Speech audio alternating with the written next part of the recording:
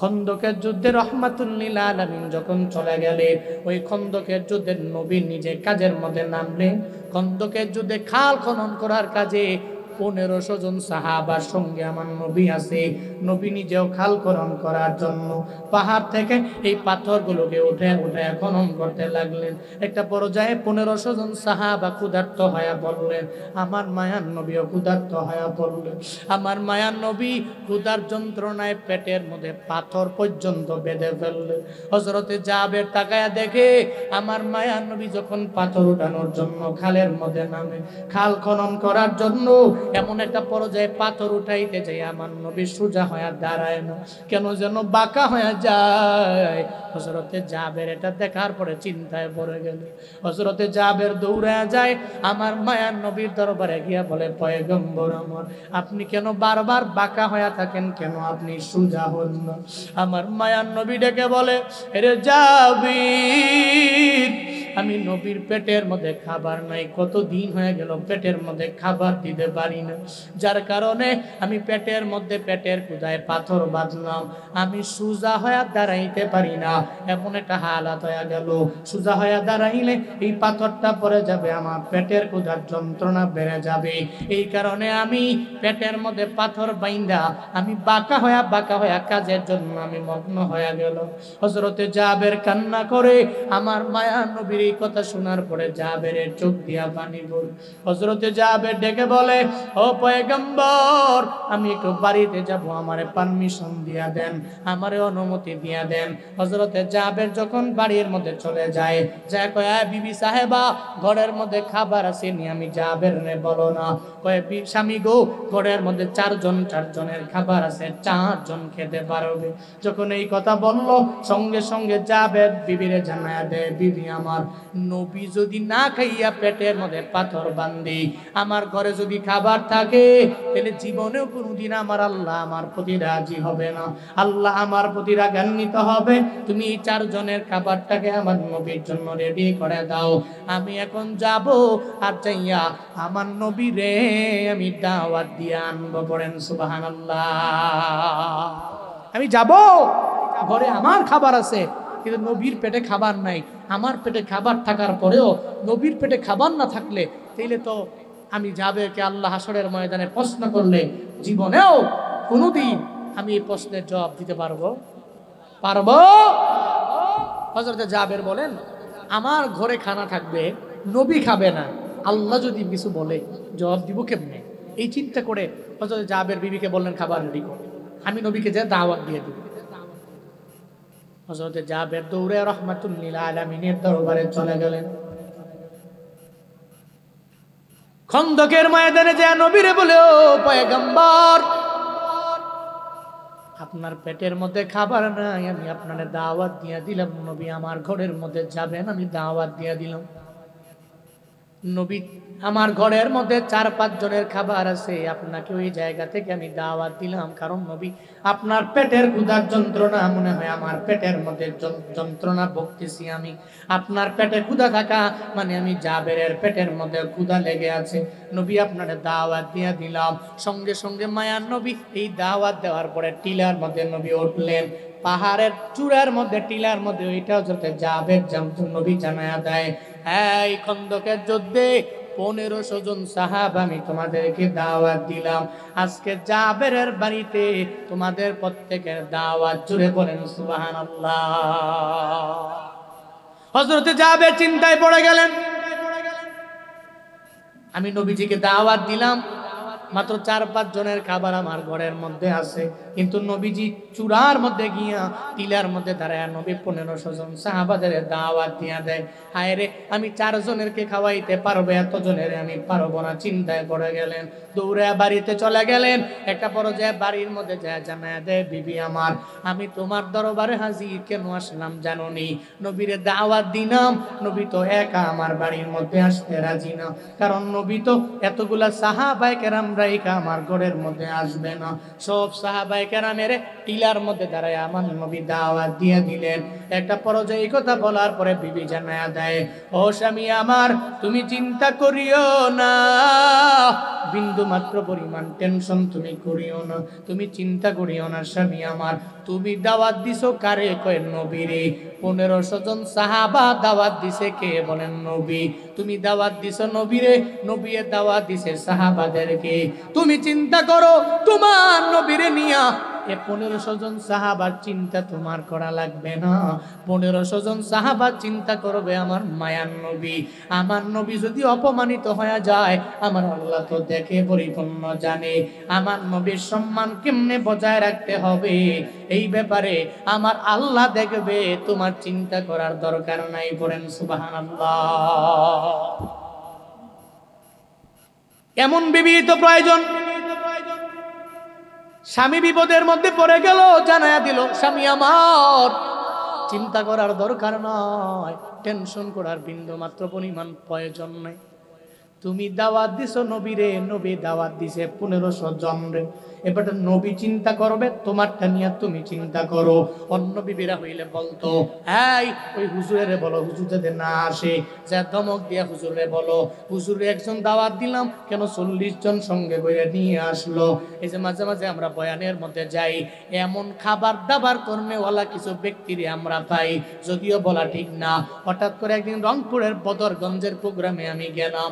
যাওয়ার পরে মোতামিম সাহেব নাকি বললো 2 জনের খাবার রেডি করবেন, 2 জন হুজুর আপনার ঘরের মধ্যে খাবে। আমরা 2 জনে গেলাম। 2 জনে যাওয়ার পরে সঙ্গে আর একজন বাড়তি ওই এলাকার একজন লোক, আমার শুভাকাঙ্ক্ষী, এই 3 জনের নিয়ে গেলাম। একটা পর্যায়ে হুজুরকে নাকি যে গালি গালাজ করলো। আমি 2 জনের খাবার পাকাইলাম, কেন 3 জন আসলো? কি কয়? 2 জনের খাবার পাকাইলাম, 3 জন কেন আসলো? এর মানে বোঝা গেল এমন কিছু ব্যক্তিও আছে না নাই, এর বউ মনে এর এমন ঠেলা দিছে, এই খাবার নাই ঘরের মধ্যে, 2 জনের জায়গায় 3 জন আইছে কে? কিন্তু বিবি যদি হযরতে জাবেরের বিবির মতো হয়, বলতেছে চিন্তা করেন কেন, চিন্তা করেন কেন, টেনশন কেন?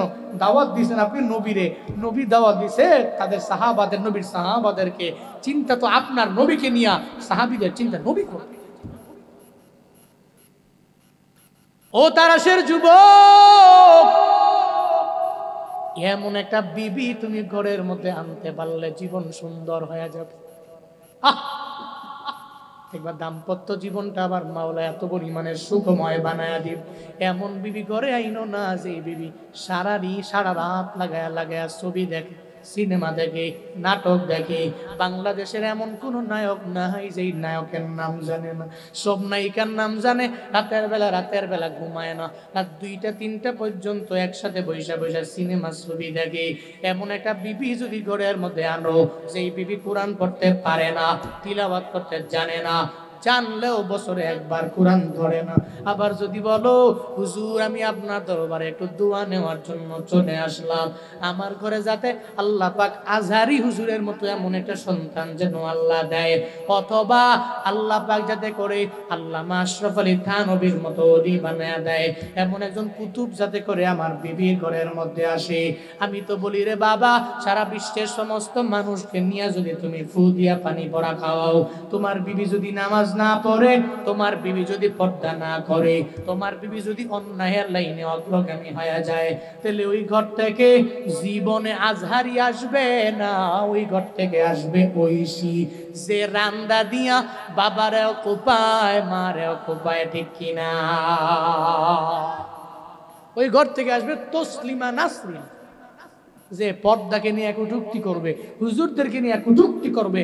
ওই ঘর থেকে আসবেন নিচুমন নিজুম মজুমদার, নিজুম মজুমদারের মতো বেয়াদবরা ওই ঘর থেকে আসবে। ভালো মানুষ আশা করা যাবে না তো, কারণ এমন বিবি আনলেন, বিবি তো সারাদিন খালি মোবাইলের সাথে সংযোগ, সারাদিন টিভির সাথে সংযোগ, সারাদিন শুধু টিভি, সিনেমা, নাটক, নায়িকা নায়ক, যত গায়ক গায়িকা এগো গান শুনে, নাটক দেখে।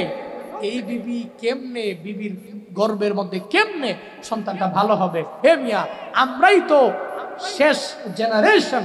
আমার কাছে মনে হয় আমরাই শেষ জেনারেশন যাদের আব্বা এবং আম্মারা টাচ ফোন ভালো করে কেমনে টিপা লাগে এটা বুঝেও না, টাচ ফোন কেমনে ফোন দেওয়া লাগে এটাও বুঝে না। তুই পারলে একটু ফোন দিয়ে দেখ কথা কই, ঠিক কিনা? আমার কাছে মনে হয় আমার জেনারেশন, এই আমার জেনারেশন থেকে নিয়ে পরবর্তী যে জেনারেশন আসবে, এই জেনারেশনের প্রত্যেকটা এদের আব্বা আম্মা বলেন সারা দিন রাত খালি মোবাইল চালায়, আর স্বামীও মোবাইল চালায়, বিবিও মোবাইল চালায়। আবার কয় হুজুর ছেলেটা খালি মোবাইল ছাড়া খাইতে চায় না, ছেলেটা মোবাইল ছাড়া খাইতে বসতে চায় না, প্লেটেও বসে না, তার একটা লোকমাও দেওয়া যায় না। কেমনে? আপনি খালি নিজে মোবাইল টিপবেন সারা দিন রাত, আপনার বউ মোবাইল টিপবে সারা দিন রাত, আপনি বলবেন যে আপনার সন্তানটা মোবাইল ছাড়া খাইতে চায় না।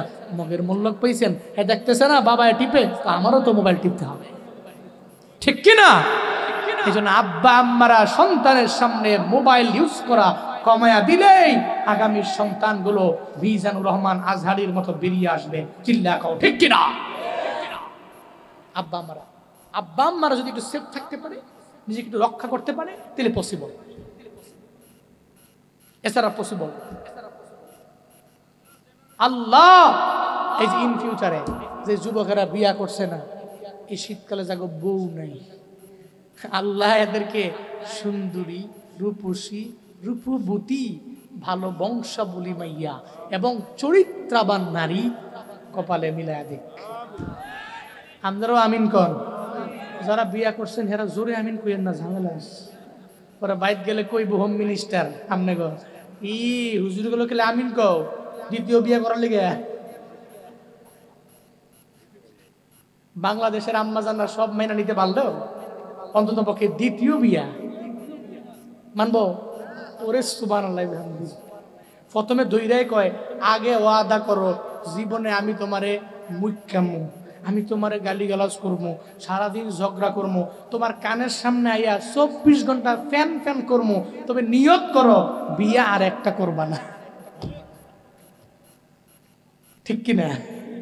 সব মানতে রাজি, মাগার এটা মানতে রাজি। আল্লাহ যুবকদের ঘরের মধ্যে ভালো স্ত্রী দিয়া দাম্পত্য জীবনটা সুখময় বানায় দেন। সকলেই বলি আমিন, জোরে পড়েন আমিন। হযরত জাবেরের বিবি জানায়া দিলেন, জাবের চিন্তা করার দরকার নয়, আমার নবীর দরবারে যাও, নবীর ব্যাপারে চিন্তা আপনি করেন, নবী চিন্তা করবে, 1500 জন সাহাবার চিন্তা নবী করবে। হযরত জাবের গেলেন, এরপরেও মনে মনে চিন্তা আসে না নাই, ঘরের মধ্যে নবী যাবে, 1500 জন সাহাবা নবী যদি নিয়ে যায়, তাহলে 1500 জন সাহাবা নিয়ে গেলে কেমনে খাওয়াবো? যদি আমার আল্লাহ আজকে যদি আমার নামাকে এত পরিমাণে বরকত যদি না দেয়, এটা মনের মধ্যে চিন্তা চলে আসলো, মনের মধ্যে কেন যেন একটা ভয় ভয় কাজ করতে লাগলো।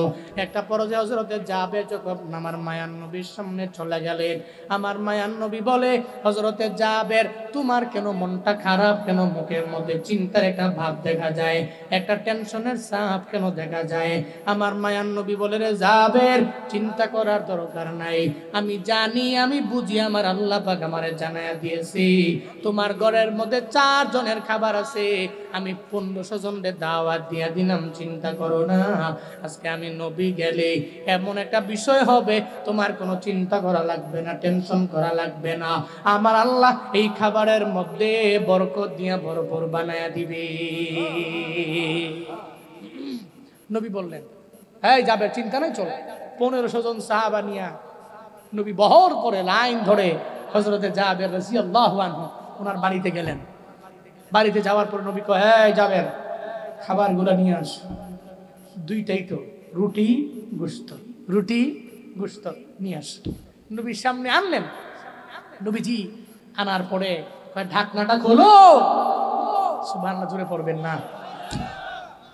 মায়ান নবীর জবান মোবারক থেকে, মুখ মোবারক থেকে একটু লালা মোবারক নবী নিলেন, নিয়া রুটির মধ্যে মিশা দিলেন আর গোশতের মধ্যে নবী মিশা দিলেন। মায়ান নবী কয়ে, জাবের রে এই থালাটা লাগায়া দেওয়ার খুইল না, এই থালাটা লাগায়া দেওয়ার খুইল না, যতগুলো সাহাবা আছে 3টা বেশ করো, 500 জন খাবে, 500 জন খাবে, 500 জন খাবে, তিন ধাপে সবাই রে মেহমানদারি করায়া দাও।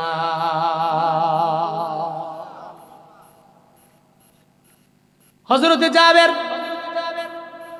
ঢাকনা না খুলে খাবার দিতে লাগলেন। 500 জন যখন বসবে দেখবেন মাঝে মাঝে বিয়ার মধ্যে গেলে চেয়ার যতটা থাকে অতজনই বসতে পারে। 2 বেশ খাওয়ায়, 3 বেশ খাওয়ায়, 4 বেশ খাওয়ায়, 5 বেশ খাওয়ায়, আর বেশি খাওয়ায় না। 1 বেশ পরে 1 বেশ, 1 বেশ পরে 1 বেশ বসায়। মায়ার নবী জানায়া দিলেন 500 জন প্রথমবারে খাবে, দ্বিতীয়বারে 500 জন খাবে, তৃতীয়বারে 500 জন খাবে। প্রথমবারে যখন 500 জন বসে গেল, হযরতে জাবের আমার মায়ার নবীর সামনে হাজির হয়ে গেল। আয়েশা বলে, পয়গম্বর এই 500 জনের সঙ্গে আপনিও বসে যান। আমার মায়ার নবী কয়ে, জাবের আমি 500 জনের সঙ্গে বসবো না, আমি সবার পরে বসে যাব। হযরতে জাবেরের মনে চিন্তা, আমার মায়ার নবী যদি না পায়, যদি 500 জন খাওয়ার পরে যদি শেষ হয়ে গেল, তাহলে নবীর মাধ্যমে এই সব সাহাবায়ে কেরাম আমার ঘরের মধ্যে আমি দাওয়াত দিলাম, আসল মানুষটাকে যদি আমি খাওয়াইতে না পারি, তাহলে তো আমার মনের মধ্যে কষ্ট চলে আসবে, আমার আল্লাহ আমার প্রতি হয়তো রাগান্বিত হয়ে যাইতে পারে। হযরতে জাবের বলে, ও পয়গম্বর আমার, আপনি বসে যান, আপনি বসে যান। আমার মায়ার নবী কয়, জাবের রে আমি বসবো না, আগে 500 জন রে খাওয়াইয়া দাও। 500 জনকে যখন খাওয়ানো শেষ হয়ে গেল, এরপরে দ্বিতীয়বারে আবার 500 জন রে বসানো হলো। মায়ার নবী কয়, এই জাবের এবার 500 জনের খাবার দাও। হযরতে জাবের এবারও বলে, নবী আপনি একটু বসেন না, আপনি বসে গেলে আমার জন্য ভালো হয়। কেন? জাবের কয়, যদি 1000 খাওয়ানোর পরে খাবার শেষ হয়ে যায়, তাহলে আমার মায়ার নবী খাইতে পারবে না। বিয়ার বাড়িতে বড় যায়, এই সবার খাবার দেওয়ার আগে আগে বরের জন্য একটা প্লেট বানায় রাখ, একটা বড় ডিশ বানায় রাখ, ওইটার মধ্যে জামাইয়ের খাবারটা দিয়া রাখ। কারণ জামাইয়ের উসিলাই তো সব, ঠিক কিনা? ঠিক কিনা? জামাইয়ের উসিলাই তো সব। এই আগে জামাইয়ের জন্য খাবার রেডি কর, খাবার রেডি করে রাখ, জামাইরে খাওয়াই তুই আগে। হ্যাঁ রে, কয় কি রে, জামাই না খায়া 5 বেশ খেয়ে গেল, আমার জামাই তো মেন। জাবের চিন্তা করে মনে মনে, নবী তো আমার মেন, আমি 1000 খাওয়াইলে শেষ হয়ে গেলে নবী তোর পাবেন না। মায়ার নবী ডেকে বলে, জাবের চিন্তা করার দরকার নাই, জাবের রে 1000 জন খাওয়ানোর পরে আবার 500 জন রে বসাও। আবার যখন 500 জন রে বসানো হলো, হযরতে জাবের রাদিয়াল্লাহু আনহু আবার 500 জন রে খাওয়াইলেন। টানা 1500 রে যখন খাওয়ানো শেষ হয়ে গেল, এবার হযরতে জাবের মনে মনে চিন্তা ভাবনা করি, হায়রে তাকায়া দেখি খাবার আছে কি নাই। এটা দেখতে যায় যখন ওই তরকারির মানে গোশতের, যখন গোশতের পাতিলাটার থেকে যেই ভরাটা আছে, ঢাকনাটা আছে, যখন তিনি উঠায়া ফেললেন, উঠায়া ফেলার পরে আমার মায়া নবী জানতে পেরে জানায়া দেয়, এই জাবের তুমি কেন ঢাকনাটা উঠায়া ফেললা? যদি তুমি আজকে ঢাকনা না উঠাইতা, এই মদিনার শুধুমাত্র আমার 1500 সাহাবায়ে কেরাম শুধু না, 2000ও না, 3000, 5000 না, এই মদিনার সব মানুষেরাও যদি আইসা তোমার ঘরের মধ্যে মেহমান হয়ে যাইতো, খাবার খাইয়া পেট ভরে বাড়িতে যাইতে পারতো, এরপরেও বিন্দু থেকে বিন্দু মাত্র পরিমাণ তোমার পাতিলা থেকে কমতো না। ইমামুল আউয়ালিন আল আখিরিন ধরে সদকা রহমাতাল লিল আলামিন, শুধু ওজুদাস রহমাতাল লিল আলামিন, মসজিদে ও শুধু আমারো এ জমিন, সৈয়দুল কাউনাইন খতমুল মুরসালিন, আখিরামত বুদে ফখরুল আউয়ালি। মায়ার নবী ডেকে বললেন, জাবের দুনিয়ার মধ্যে মদিনার সব মানুষ যদি তোমার ঘরের মধ্যে আসে, এরা যদি আইসা মেহমান হয়ে যায়, খাইতে থাকবে খাইতে থাকবে খাইতে থাকবে, এরপরেও পাতিল থেকে খাবার কমতি হবে না। এরপরে মায়ার নবী কয়, এবার আমারে দাও, তোমরা সবাই মিলা খাইতে বসো। দেখা গেল ওই খাবারটাই অবশিষ্ট রয়ে গেল, যেই খাবারটা ছিল আর বাকিটা হলো আমার নবীর লালা মোবারকের পাওয়ার। ও সিরাজগঞ্জের মুসলমানেরা, আল্লাহ পাক যেই নবীর ব্যাপারে জানায়া দিলেন, নবী আপনার চিন্তা করার দরকার নাই। ওয়ারাফা'না লাকা যিকরাক, এর মানে আপনাকে আমি আল্লাহ আপনার সম্মান বাড়ায়া দিলাম, মর্যাদা বাড়ায়া দিলাম, আপনাকে আমি আল্লাহ বরকত দিয়ে ভরপুর বানায়া দিলাম। এই সম্মান আপনার। এরপরে আল্লাহ পাক বলছেন ফাইন্না মাআল উসরি ইউসরান, ইন্না মাআল উসরি ইউসরা। জোরে বলেন আল্লাহু আকবার। আল্লাহ পাক বলছেন এখন একটু দুঃখের সময় কাটছে, এই দুঃখের পরে আমি আল্লাহ আপনার জন্য এত সুখ আমি আল্লাহ আপনার জন্য রেখে দিলাম। নবী হে, দুঃখের পরে তো আপনার জন্য আমি আল্লাহ সুখ রেখে দিলাম। প্রথমে আয়াতের মধ্যে আল্লাহ পাক বলেন ইন্না মাআল উসরি ইউসরান, ইন্না মাআল উসরি ইউসরা। মনে রাখবেন, চিন্তা করার দরকার নাই, আমি আল্লাহ নিশ্চয়ই নিশ্চয়ই জানায়া দিলাম আপনার দুঃখের পরে আমি আল্লাহ সুখ রেখে দিলাম। চিন্তা করার কারণ নাই। এই নবীটার মাধ্যমে দুনিয়ার উম্মতের জন্য শিক্ষা হলো কি বাবা জানেননি? মাঝে মাঝে বিপদে পড়ে গেলে, মুসিবতে পড়ে গেলে আপনি ডিপ্রেশনে পড়ার প্রয়োজন নাই, হতাশায় পড়বেন না।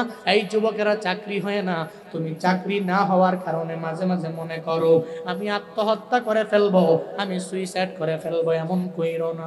বরং আল্লাহ তো আছেন, আমার মাওলার উপরে তাওয়াক্কুল করে আগায়া যাও, আল্লাহর উপরে ভরসা করে আগায়া যাও। আমার রবের উপরে ডিপেন্ড করে যদি বান্দা তুমি চলতে পারো, তোমার কোনো টেনশন নাই, তোমার কোনো চিন্তা নাই। তোমার এখন যদিও দুঃখ, এই দুঃখের পরে আমার আল্লাহ সুখ দিতে পারে কি পারে না? কাটাহির ক্ষান্ত কেন কমল তুলিতে, দুঃখ বিনা সুখ লাভ হয় কি মহিতে? আছে না নেই? বাংলা প্রবাদ, কাটাহিরি ক্ষান্ত কেন কমল তুলিতে, দুঃখ বিনা সুখ লাভ হয় কি মহিতে?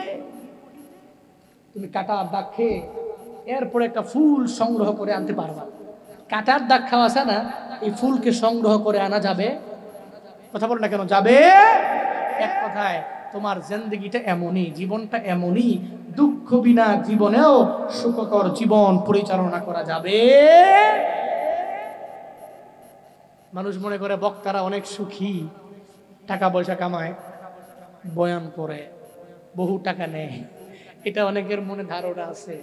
কিন্তু এই বক্তা এই পর্যায়ে আসলো কেমনে, ব্যাকগ্রাউন্ডে কিছু দুঃখ কি আছে কি নাই, এই ব্যাপারে তো কারো জানা নাই।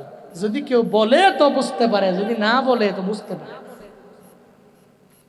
পৃথিবীর সিস্টেমটাই এমন, আপনার দুঃখ আগে পোহাতে হবে, এই দুঃখ পোহায়া, এই দুঃখ অতিক্রম করে আপনার সুখের সাগরে যেতে হবে, এটাই বাস্তবতা। এজন্য যুবকরা চিন্তা নাই, মাঝে মাঝে জীবনে বিপদ আসবে, মুসিবত আসবে, চিন্তা কিসের? যে আল্লাহ বিপদ দিতে পারে, ও আল্লাহ বিপদ থেকে উত্তরণের পথও বের করে দিতে পারে কি পারে না? কথা বলতে হয়, পারে কি পারে না? নিশ্চয় দুঃখের পরে কি আছে? দুঃখের পরে কি আছে? নবীজির মক্কা জীবনে নবীকে কেউ দেখতে পারে না, সবাই নবীর নিয়ে কটূক্তি করে। এই চিন্তায় পড়ার কারণেই তো আল্লাহ পাক সূরাতুল আল-ইমরান নাযিল করেন, মনে আছে না? মক্কার মানুষেরা নবীকে গালি দেয়, গালিগালাজ করে, উটের নারী ভুঁড়িগুলো নবীজির উপর চাপায়া দেয়। মক্কা থেকে যখন মদিনায় গেলেন, মদিনার লোকেরা আমার নবীকে অ্যাকসেপ্ট করে বকে নেয় নাই? কথা বলো না কেন? নেয় নাই? তলাল বাদরু আলাইনা মিন সানিয়াতিল ওয়াদা ওয়াজাবা শুকরু আলাইনা মাদালিল্লাহি দা। কি সুন্দর করে করে আমার মায়ার নবীরে বুকের মধ্যে নিয়ে আনে। আল্লাহ পাক বলেন, নবী আমার চিন্তা করার দরকার নাই। মক্কা জীবনটা যদিও দুঃখের, মদিনার জীবনটা আপনার সুখের আমি আল্লাহ বানায়া দিব। কারণ ইন্না মাআল উসরি ইউসরা, নিশ্চয়ই দুঃখের পরে আমি আল্লাহ আপনার জন্য সুখ রেখে দিলাম। ফাইদা ফারাগতা ফানসাব, আপনি যখনই আপনার ব্যস্ততা সেরে যাবে তখনই আপনি কঠোর ইবাদতের মধ্যে মগ্ন হয়ে যাবেন। এর মানে দুনিয়া বিলাইনের ব্যস্ততা সেরে গেলেই আপনি ইবাদতের মধ্যে মগ্ন হয়ে যাবেন। আল্লাহ পাক নবীর মাধ্যমে আমাদেরও মেসেজ দিয়ে দিলেন, আমাদেরকেও জানিয়ে দিলেন, বান্দারে একটু যখন অবসর হয়ে যাবা তখনই তুমি নামাজের মুসল্লায় দাঁড়ায়া যাও। ও যুবকেরা, বিপদে পড়লে বন্ধুরে জানানোর আগে নামাজে দাঁড়াও, একটু মুসল্লায় দাঁড়ায়া যাও, আল্লাহকে জানায়া দাও, আল্লাহ গো বড় বিপদের মধ্যে আমি পড়ে গেলাম, একটা বড় মুসিবতের মধ্যে আমি পড়ে গেলাম, এই বিপদ থেকে তুমি আমারে বাঁচাইতে পারো, এই মুসিবত থেকে তুমি আমারে বাঁচাইতে পারো। মনে রাখবারে যুবকেরা, যদি মনে করো বুড়া হলে তুমি আমল করবা, এই বুড়া হবা কবে ওই গ্যারান্টি আছে না নাই? আছে? এই বুড়া হতে পারবেন, বুড়া হওয়া যাবে, এই গ্যারান্টি পৃথিবীর কোনো ব্যক্তি দিতে পারবে? জিন্দেগি তো ফাঁকি দিয়া যায়গা, জিন্দেগি তো যায় রে ফাঁকি দিয়া রে সোনারা দো, জিন্দেগি তোর যায় ফাঁকি দিয়া, জিন্দেগি তোর যায় রে ফাঁকি দিয়া রে সোনারা দো, জিন্দেগি তোর যায় ফাঁকি দিয়া। ও আদম রে,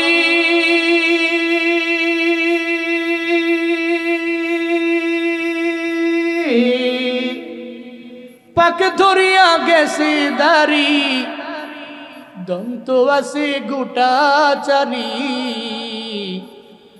সমন জারি গিয়াছে করিয়া রে সোনারা দো, জিন্দেগি তো যায় ফাঁকি দিয়া,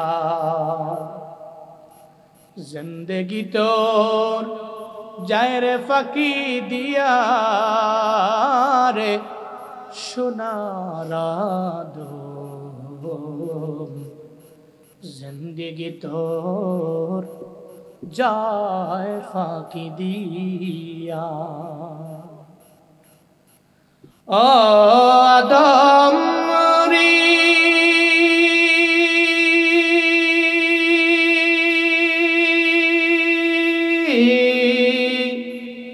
কামিনীর ওই কুলেতে কাল ঘুমেতে রইলি তুই, সারা নিশি কাটাইলি তুই ঘুমাইয়া ঘুমাইয়া। ও আদম রে,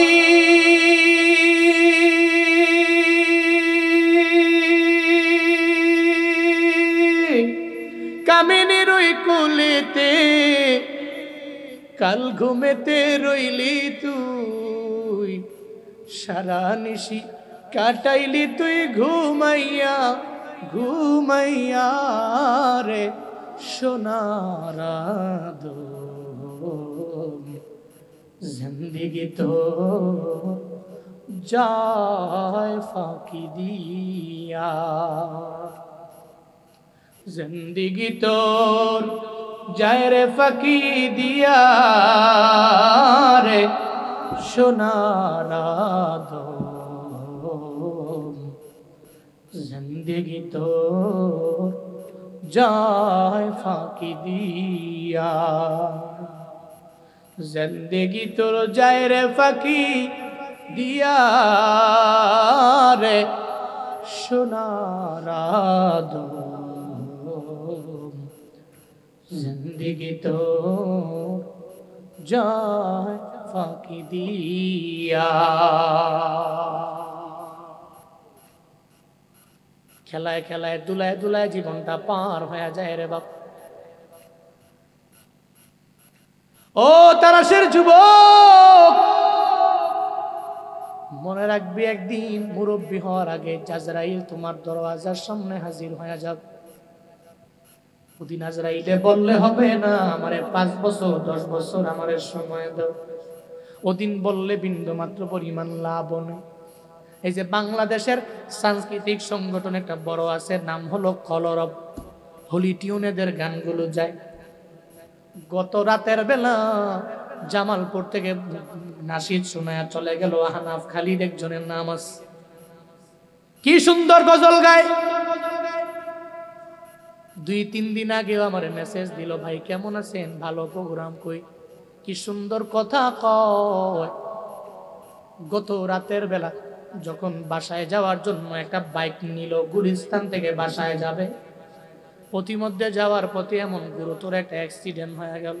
আমি আজকেও ঘুম থেকে জাগার পরে আমি তার চেহারাটা দেখে চোখের পানি ধরে রাখতে পারি নাই। হায় রে, একটা মানুষের বুঝিয়েই হলো হায়াত মৌত, এমন হলো মানুষ কেমনে অসুস্থ হয়ে যায়, কেমনে কইরা যায়, কেমনে মানুষ অ্যাক্সিডেন্ট করে মারা যায়। এই ছেলেটারে আমি নিজের চোখে তাকায়া দেখলাম 2 দিন আগে। এখন সবাই বলতেছে আইসিইউর মধ্যে ওরে নেওয়া হয়েছে, ওর বাঁচার গ্যারান্টি হলো মাত্র 3% বাকি আছে, মাত্র 3%। ডাক্তার এরাও বলে আশঙ্কাজনক, মনে হয় ওরে বাঁচানো যাবে না, মনে হয় ওরে বাঁচানো যাবে না। বাবারে তুমি কেন এত চিল্লাও, কেন এত দৌড়াও, কেন এত ভাবসাব নিয়ে দৌড়াও? তোমার তো মরণের বিন্দু মাত্র পরিমাণ গ্যারান্টি নাই। তোমার বাবায় দিতে পারবে না, তোমার মায়ে দিতে পারবে না, বিন্দু মাত্র গ্যারান্টি তোমার নাই। ও বাবারা, যে কোনো জায়গায় গেলে মরণ হয়ে যেতে পারে, যে কোনো টাইমে আমার তোমার মরণ হয়ে যেতে পারে। যেতে পারে কি পারে না? ওই পারে কি পারে না? এই যে মাহফিল শুনে বাড়ি যাবেন, এই বাড়ি যাওয়ার গ্যারান্টি আছে? কেউ দিতে পারবে? ডাক্তার বলতে পারবে? কেউ পারবে না। মরণের কোনো গ্যারান্টি নাই। দুনিয়ার কোনো ব্যক্তি মরণের গ্যারান্টি দিতে পারবে না, কেউ পারবে না, কেউ পারবে না। মরণের গ্যারান্টি কেউ দিতে পারবে না। যে ঢাকা মাওয়ার অ্যাক্সিডেন্টটা তোমরা ফেসবুকের মধ্যে দেখলা, একটা বাইকের মধ্যে রওনা হয়ে গেল, কোথায় যেন যাবে এরা, টুল দেওয়ার জন্য। যখন বাইকের মধ্যে টুল দিবে, ছোট্ট একটা বাচ্চা আছে মাত্র 6 বছরের বয়সী বাচ্চাটা বাইকের মধ্যে বাবার সঙ্গে বসা, বিবিও বাইকের পেছনে বসা। বাচ্চাটা কয়, বাবা আজকে টুলটা আমি আমার হাতের মাধ্যমে দিব। কয়, বাবারে অসুবিধা নাই, হাতের মধ্যে তোমার দিয়ে দিলাম, তুমি টুল দিবা, কোনো অসুবিধা নাই। যখন বাচ্চাটার হাতের মধ্যে টুলের টাকাটা দেওয়া হলো, বাচ্চাটা টুলের টাকাটা দিতেও পর্যন্ত পারলো না। একটা বাস আইসা এই বাইকের এত পরিমাণে জোরে মাইরা দিল, ওই বাইকারটা চোখের পানি ফালায়া ফালায়া সাংবাদিকদেরকে বলে, আমার বাচ্চাটার 6 বছর বয়স, আমি তারে বললাম বাবারে টুলটা তুই দাও, যেহেতু তুই আবদার করলা, রিকোয়েস্ট করলা, তোর টাকাটা তুই আজকে দাও, টুলের টাকাটা তুই দাও। ওই বাচ্চাটা বাসের নিচে পড়ে অর্ধেকটা টুকরা হয়ে গেল, এমনকি বিবিটাও দুনিয়া থেকে বিদায় নিয়ে চলে গেল। শুধুমাত্র বাইকারটাকে আমার আল্লাহ দুনিয়ার মধ্যে বাঁচায় রাখলো। সামনে একটা প্রাইভেট কার, এই প্রাইভেট কারটাকেও ধুমড়ে মুচড়ি এমন একটা হালাত হয়ে গেল, ওই প্রাইভেট কার ধুমড়ে মুচড়ে গেল, প্রাইভেট কারের লোকগুলাও দুনিয়া থেকে বিদায় নিয়ে চলে গেল। এই যে দুনিয়ার জিন্দেগি, এই জিন্দেগি দেখার পরেও বান্দা, তোমার কি মনে হয় না যে আমারও দুনিয়া থেকে বিদায় নিয়ে চলে যাওয়া লাগবে, আমি দুনিয়ার মধ্যে থাকতে পারবো না? এই নিয়ত করে আগায়া যাও, যখনই ফ্রি সময় পাবা নামাজের মুসল্লায় দাঁড়াও, একটু মুনাজাত দিয়ে রবের দরবারে আবদার জানাও, আল্লাহ গো আমারে তুমি এটা দিও, ওটা দিও, এটা দিও, অ্যাক্সিডেন্টে ফালায়া তুমি মাইরো না। আল্লাহ পাক জানায়া দিলেন, নবীকে অবসর টাইম পাইলে আপনি ইবাদতের মধ্যে মগ্ন হয়ে যাবেন। আল্লাহ শুধু নবীকে বলেন নাই, নবীর পাশাপাশি নবীর উম্মতদেরও আল্লাহ বললেন, ঠিক কিনা? ঠিক কিনা? শুধু নবীরই বলছেন এমন না, নবীর উম্মতদেরকে বলেন, ফাইদা ফারাকতা ফানসাব, একটু বিপদ থেকে, মানে তোমার কাছ থেকে তুমি দূরে সরে গেলা, ফারেক হলা, হইয়াই ফানসাব, তুমি মন দিয়া ইবাদতের মধ্যে মগ্ন হয়ে যাও। শুধু কি তাই, ওয়া ইলা রাব্বিকা ফারগাব, এক কথায় তুমি তোমার রবের দিকেই মনোনিবেশ করো, রবের দিকেই দৌড়াও। মানে রব তোমার কি আমল করলে জান্নাত দিবে, তুমি এভাবেই রবের দিকে দৌড়ে যাও। আল্লাহ যে নবীরে বলছেন, নবীর মাধ্যমে আল্লাহ উম্মতকে জানিয়ে দিয়েছেন। আসুন না সূরা আল ইনশিরাহ থেকে এই শিক্ষাগুলো নিয়ে বাড়িতে যাই। আল্লাহ নবীকে দাম বাড়াইছেন, সম্মান বাড়াইছেন, নবীর ইজ্জত বাড়াইছেন, নবীর শরফ করম আল্লাহ পাক বাড়াইছেন। আল্লাহ নবীর সরহে সদর করেছেন, সুখকে সদর করেছেন। আল্লাহ পাক নবীর ভিতর থেকে রক্তপিণ্ডগুলোকে বের করে দিয়েছেন, যেগুলো ময়লা আমাদের ভিতর থেকে দেয় নাই। এক নাম্বার শিক্ষা হলো, এর মানে বোঝা গেল জিন্দেগিতে চলার পথে আমার আপনার সবার গুনাহ হবে। আজকের মাহফিল থেকে এক নাম্বারে হবে, যতই বড় গুনাহ হোক না কেন আমরা বেশি বেশি রবের দরবারে তওবা করব। কি করব? কি করব? রাজি আছেন তো ইনশাআল্লাহ? রাজি আছেন ইনশাআল্লাহ? আল্লাহ তৌফিক দান করেন। সকলেই পড়ি আমিন। এক নম্বরে আমরা কি করব? তাওবা করব। সূরা ইনশিরাহ থেকে এক নাম্বার শিক্ষা। দুই নাম্বার শিক্ষা হলো, দুনিয়াতে চলার পথে আমার ঘরের মধ্যে এমন বিবি আনবো যেই বিবিটা নামাজি হবে, রোজাদার হবে, আমলওয়ালা হবে, যেই বিবি অন্যায়ের পথে যাবে না, এমন বিবি ঘরে আনবো। পারবো তো ইনশাআল্লাহ? পারবো তো ইনশাআল্লাহ? যারা আনছেন অলরেডি আইনা ফেলছেন, আর তো আনা যাবে না, ঘরে যেহেতু আছে গিয়া হোম মিনিস্টারকে বুঝাবেন, হুজুর বলছে হযরতে জাবের রাদিয়াল্লাহু আনহুর বউয়ের মতো হইও, একটু আমল কইরো, একটু পাঁচ ওয়াক্ত নামাজ পড়ো। এটা এই বিষয়ে আপনি আপনার বউকে বলবেন, আপনার স্ত্রীকে বলবেন, আপনার সন্তানকে বলবেন, আপনার ছেলে মেয়েগুলোকে এগুলোকে বলবেন, আপনি আপনারটা বলবেন। এরপরে এরা যদি আমল না করে এদেরটা এরা ধরা খাবে, ঠিক কিনা? কিন্তু আপনি বলবেন। পারবেন তো ইনশাআল্লাহ? সূরা ইনশিরাহ থেকে 3 নাম্বার শিক্ষা হলো, জীবনে চলার পথে একটু কোনো কাজ থেকে ফারেক হলাম, রবের ইবাদতে নিজেকে মগ্ন করব। এক কথায় রবের দিকেই মনোনিবেশ করব, রবের দিকেই ছুটব। আল্লাহ আমাদের সবাইকে সূরা ইনশিরাহ থেকে এই শিক্ষাগুলো নিয়ে বাড়িতে যে বাস্তব জীবনে আমল করা তৌফিক দান করেন। সকলেই মন থেকে পড়ে না আমিন। একটু জোরে করে পড়ে না আমিন। আর একটু আওয়াজ করে পড়ে না আমিন। এই যুবকদের জন্য দোয়া করবেন, যুবকদের জন্য দোয়া করবেন, আল্লাহ যাতে এই যুবকদের কবুল করেন।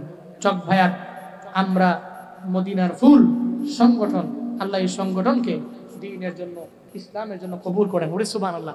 লং টাইম কথা বলে ফেললাম।